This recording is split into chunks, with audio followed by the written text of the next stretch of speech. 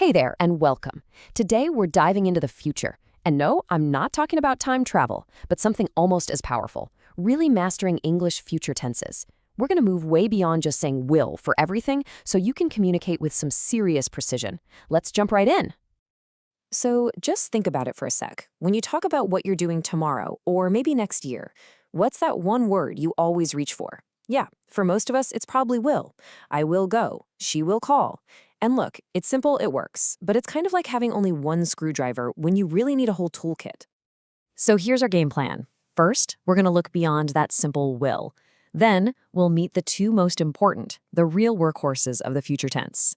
After that, I've got some clever hacks for you using present tenses. Then, we'll level up and master some advanced timelines, and finally, we'll bring it all together so you can walk away a much more precise communicator. Right, first up, moving beyond the simple will. You might be thinking, why bother? People understand me. And that's true. But if you want to be crystal clear, choosing the right tense is everything. It tells your listener exactly what you mean, what your intention is, and just how certain your plans really are. You know, it's completely normal to lean on will. It's usually the first future tense we ever learn. But think about it this way. You wouldn't use a giant sledgehammer to hang a tiny picture frame, would you? We're about to fill your communication toolkit with all the right instruments for talking about the future. Okay, let's get to the foundation, the two workhorses of the future. This is probably the most important distinction you can make in your daily conversations, knowing the difference between will and be going to. Honestly, getting this right will immediately make you sound more natural. So here's the main difference, plain and simple. We use will for decisions we make right on the spot, for predictions that are really just our opinion, and when we make offers or promises. Now, on the other hand, we use be going to for plans we've already made. The intention was there before we started speaking, and for predictions based on actual evidence we can see. Here's a perfect example of will in action. You feel cold right now, so you decide in that very moment to close the window. There was no plan. It's a spontaneous reaction to the situation, which makes will absolutely perfect here. Now, compare that to this. The prediction that it's going to rain isn't just a random guess. It's based on something you can literally see, those big dark clouds in the sky. Because there's evidence, you use be going to. See the difference?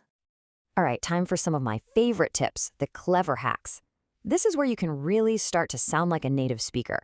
Believe it or not, we're going to use tenses you already know really well, the present tenses, to talk about the future. It's a fantastic shortcut. So first up is the present continuous. You want to use this for future plans that are basically locked in. I'm talking about confirmed appointments, flights you've already booked, meetings that are in your calendar.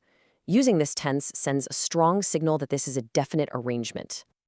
For example, I am meeting my supervisor at 3 p.m. tomorrow. This isn't just an idea, right? It's a fixed event. An email was probably sent. It's in the calendar. Both people know about it. The present continuous shows that this arrangement is solid. The other cool hack is using the simple present. This one's for future events that are part of a fixed schedule or an official timetable. The key here is that these are things that are completely out of your personal control. They're going to happen with or without you. And the classic example is any kind of schedule. The bus departs at 7 p.m. Even though we're talking about a future event, we use the simple present because it's a published, unchangeable fact. The same thing goes for when a movie starts or when a class begins. It's on the schedule. All right, let's shift gears and level up. We're moving into the advanced stuff now, mastering complex future timelines. Think of these next tenses as your high-precision instruments. They let you describe exactly how different actions relate to each other at very specific moments in the future. First up is the future continuous. The best way to think about this one is that it's like taking a snapshot of a future moment. It tells us that at a specific time, say 9 p.m. tonight, an action will be in progress. It'll be in the middle of happening. So if a friend texts you and asks what you're up to later, you could say this. It means that at exactly 8 p.m., you'll be in the middle of studying. The studying probably started before 8, and it'll probably continue after 8. But at that specific moment, that's what will be happening. Now, the future perfect. This one is really cool. It lets you jump to a point in the future and look back at something that's already finished. The key idea here is that the action is completed before a certain future deadline. This timeline really helps visualize it. We start today and a process begins. The action, developing the vaccine, happens between now and 2030. The key is that by the time we reach that deadline of 2030, the work is already done. We can look back from 2030 and say, yep, it's finished. And finally, our most specialized tool, the Future Perfect Continuous. Its number one job is to emphasize duration. It's the perfect tense to answer the question, by this future time, for how long will this action have been happening? Check out this example. The main point isn't just that she's studying English. The whole reason we choose this complex tense is to emphasize that long duration for 10 years. It measures the entire period of studying right up to that future moment of her graduation. Okay, so we've officially filled up our toolkit. Now, the real skill is becoming that precise communicator. It all boils down to knowing what you want to say. Is it a sudden decision? A fixed plan? Are you trying to highlight how long something has been going on? Now you have the perfect tool for every single job. And here it is, everything in one place, your future tense cheat sheet. This is a fantastic little summary. You've got will for those on-the-spot choices, be going to for things you've already planned, the present tenses for fixed appointments and schedules, and of course, the advanced tenses for describing things in progress or completed by a future deadline. And really, this is what it's all about. This isn't just about memorizing boring grammar rules. It's about taking your communication to the next level.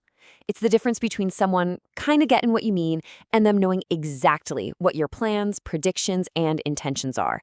It's about being perfectly clear. So I'll leave you with this challenge. You now have a full, powerful toolkit for talking about the future with incredible detail. So my question is, which one of these new tools are you going to try out first? Think about your plans for later tonight or tomorrow and give one a shot.